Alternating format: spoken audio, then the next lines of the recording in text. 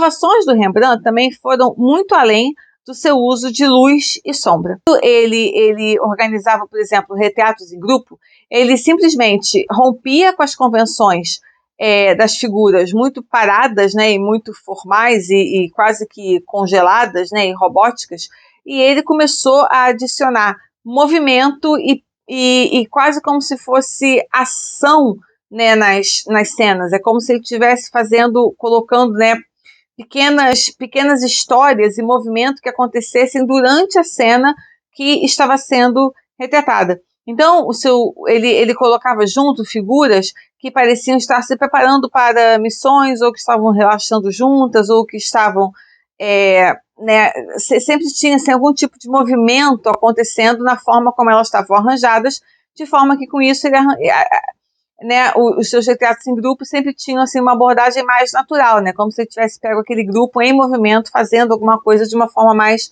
natural e espontânea. No século XIX, ou seja, bastante tempo depois, um crítico lá da época corrente, lá do século XIX, se referiu ao trabalho do Rodin, equivalendo ao trabalho do Rodin ao do Rembrandt. O Rodin respondeu, e aqui também estou citando o próprio Rodin: me comparar com Rembrandt, que sacrilégio, com Rembrandt, o colosso da arte.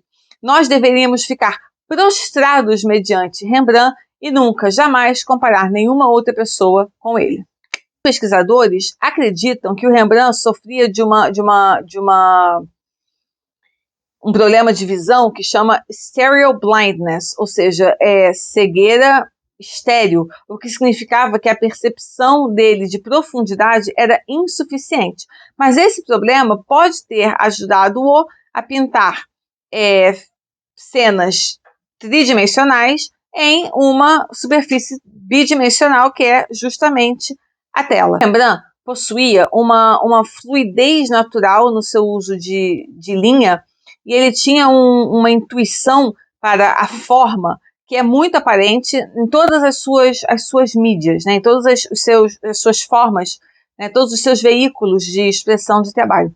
Nas suas pinturas, ele fazia camadas muito finas de óleo para criar a ilusão de profundidade e luminosidade, dando aos seus... Isso é muito maravilhoso. Dando ao seu trabalho a ilusão de ser iluminada de dentro.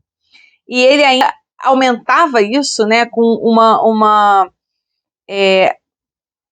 habilidade técnica muito ousada e também um gosto por uma contação de história visual, né? Ele queria que ele sempre dava ele gostava de adicionar assim, né, narrativas às suas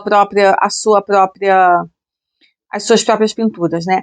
E daí vem também, talvez aquela que seja a sua característica mais marcante, que é o seu uso único, incrível de complexidade psicológica, a sua percepção e a sua sensibilidade, não, a percepção e a sua sensibilidade para tornar visível as nuances interiores, né, do mundo interior das figuras retratadas. A habilidade dele de mostrar emoção nos rostos, né, dos seus retratados fica ainda mais visível, né, mais explícita, por causa do seu naturalismo radical. Essa combinação acabou rendendo a ele, né, esse domínio do retrato que é praticamente, né, inigualado. Nos anos finais, ele continuou trabalhando com muito vigor, tanto em quantidade quanto em qualidade, e ele foi ficando mais produtivo e mais inventivo do que em qualquer outro ponto da sua carreira. O seu uso de óleo fino, né, deu lugar a camadas mais grossas e mais, não vou dizer crocantes, né, assim, mas com mais textura, né, de pintura. Ele começou a usar a técnica do empasto. Eu tenho um vídeo aqui sobre o uso do empasto pelo Van Gogh, e o uso dele do empasto foi acompanhado também por muita espontaneidade. Ele começou a favorecer uma aplicação mais solta, né, de tinta, mais expressiva, ao invés de, no lugar de, né, as pinceladas muito controladas, né. Mas essa transformação, porém, foi apenas parcial, porque ele continuava tendo um controle total do que ele estava fazendo, inclusive do uso de luz, de sombra e de emoção. Esses efeitos de luz e sombra, porém, são ainda mais dramáticos na sua fase mais madura, porém, ele meio que mudou as regras um pouquinho. O seu chiaro escuro mais maduro, né, mais tardio, digamos assim, parece que não segue mais nenhuma lógica.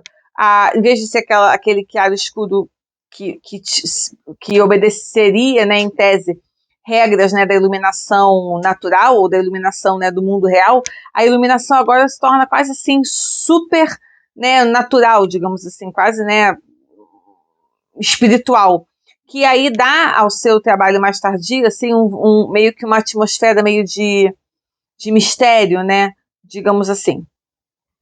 Como eu já disse, ele gastava horrores, e aí ele passou boa parte dos seus 50 até os seus 60 anos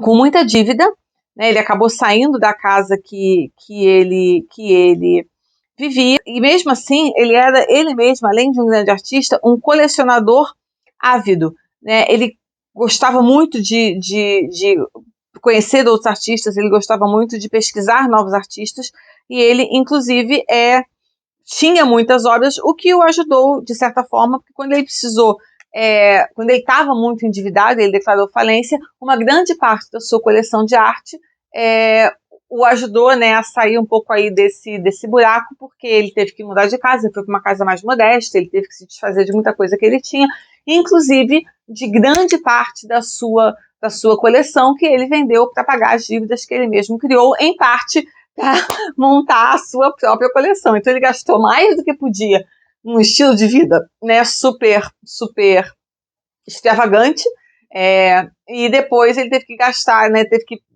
passar tudo isso em parte adiante para tentar se salvar das dívidas que ele mesmo criou, para poder ter essa vida tão né, sofisticada, refinada, e de tantos, né, prazeres, assim, digamos. É interessante também sobre a biografia dele, que informa bastante sobre a sua obra, é que os seus pais, né, um era católico, o outro era protestante, e ele viveu ainda num período de bastante turbulência religiosa, né, no século pós-reforma, e enquanto é difícil saber exatamente qual era a sua filiação, se ele era católico ou era protestante, ninguém sabe com certeza, baseado na sua obra, é que o cristianismo era algo bastante importante para ele, que aparece muito na sua obra.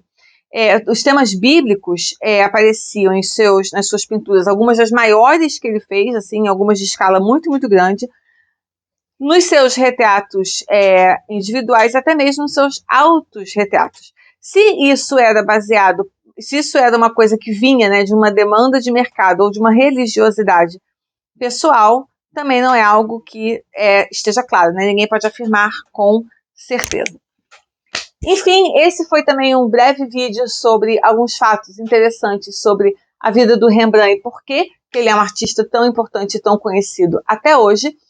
Caso tenha alguma obra dele que vocês gostem especialmente, vocês gostem particularmente, vocês gostariam que eu falasse mais sobre aqui, deixem aqui nos comentários. Se tem algum outro artista que vocês gostariam de saber mais, assim, sobre que eu fizesse esse tipo de vídeo, né, sobre vida e obra, também deixem aqui nos comentários. Espero que vocês tenham gostado desse. Ele é um artista que ainda dá muito pano para manga, tem muito a se falar sobre ele, né? Esse foi meio que um vídeo quase que introdutório, mas espero que tenham gostado e até o próximo. Não esqueça de dar o like nem de assinar o canal, me ajuda bastante e ajuda o vídeo a chegar também a outras pessoas. E espero que vocês gostem. Até a próxima. Tchau!